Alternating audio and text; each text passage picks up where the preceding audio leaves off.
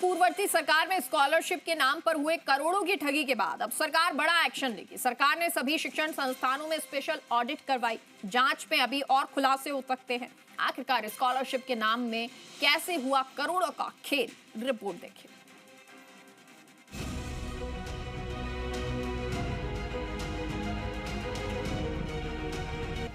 Scholarship में फर्जीवाड़ा, सरकारी खजाने को चूना।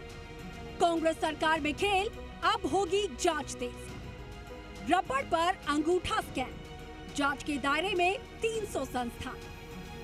दस्तावेजों में हेराफेरी, सरकार से करोड़ों की ठगी। राजस्थान में पूर्ववर्ती कांग्रेस सरकार के वक्त स्कॉलरशिप के नाम पर लूट मची थी, जिस योजना के जरिए सरकार गरीब और SC/ST वर्ग के छात्रों को स्कॉलरशिप देकर उन्हें आर्थिक संबल देती थी।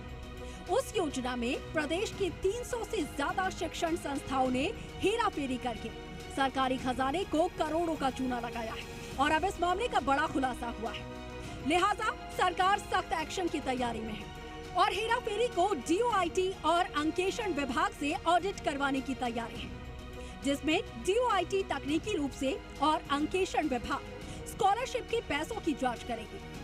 सूत्रों के मुताबिक सरकार सभी 300 से ज्यादा शिक्षण संस्थाओं की जांच करेगी। करीब 5 लाख स्टूडेंट्स के दस्तावेजों की जांच की जाएगी जो स्कॉलरशिप ले रहे हैं। तो वहीं इस मामले में जी राजस्थान ने सामाजिक न्याय अधिकारिता मंत्री अविनाश गहलोत से 3 सवाल किए। सवाल नंबर 1, स्कॉलरशिप फर्जीवाड़ा हुआ, अब सरकार क्या एक्शन लेगी? इंस्टीट्यूट ने, छात्रों ने मिलकर के और एक कुछ गिरोह भी थे, उन्होंने मिलकर के छात्रवृत्ति में अपात्र लोगों के नाम आवेदन करके फर्जी तरीके से छात्रवृत्ति उठाई है।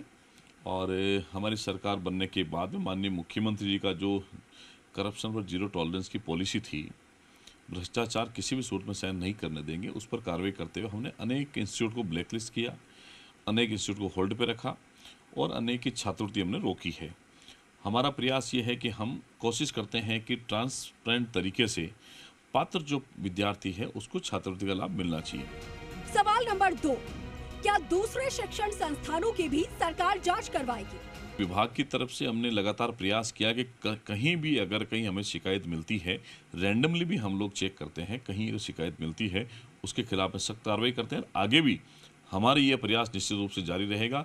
सरकार के पैसे का 1 रुपए का भी मिसयूज जो है हम नहीं होने देंगे। पात्र व्यक्ति वंचित ना रहे और अपात्र व्यक्ति इसका गलत तरीके से भुगतान नहीं उठाए, इसके लिए सरकार लगातार प्रयास करेगी। सवाल नंबर 3, जिन्हें फर्जीवाड़े में पकड़ा उनके खिलाफ क्या कार्रवाई होगी? प्रयास किया है, कोशिश कर रहे हैं कि हम पिछले 2-3 सालों की ऑडिट करवा रहे हैं और उसमें अगर कहीं भी फर्जीवाड़ा होगा उस संस्थान के खिलाफ रिकवरी भी होगी, उसको हमेशा के लिए ब्लैकलिस्ट भी किया जाएगा। सवाल ये है कि आखिर छात्रवृत्ति योजना में इतना बड़ा घोटाला कैसे हुआ? किसने ये पूरा नेटवर्क बिछाया और इसका सूत्रधार कौन था? कैसे लगाया सरकारी खजाने को चूना? ई-मित्र संचालकों ने स्टूडेंट्स के दस्तावेज कलेक्ट किए, पूरा नेटवर्क बिछाया और स्टूडेंट्स के दस्तावेजों से हेराफेरी की। आधार कार्ड और जन आधार कार्ड में बदलाव के लिए OTP जरूरी होता है। ई-मित्र संचालकों ने दस्तावेजों में मोबाइल नंबर ही बदल दिया। सभी OTP ई-मित्र संचालकों के पास जाने लगे।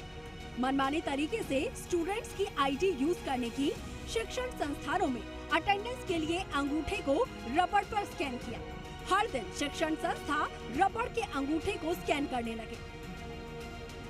इस भ्रष्टाचार को रोकने के लिए अगर DOIT अपना ही सॉफ्टवेयर डेवलप करे तो पूरा कंट्रोल DOIT का होगा, तो ऐसी गड़बड़ियों को रोका जा सकता है, क्योंकि विभाग में भी तकनीकी रूप से कंट्रोल पूरी तरीके से DOIT का नहीं हो रहा है, बल्कि प्राइवेट एजेंसियों के जरिए ही काफी हद तक कंट्रोल हो रहा है।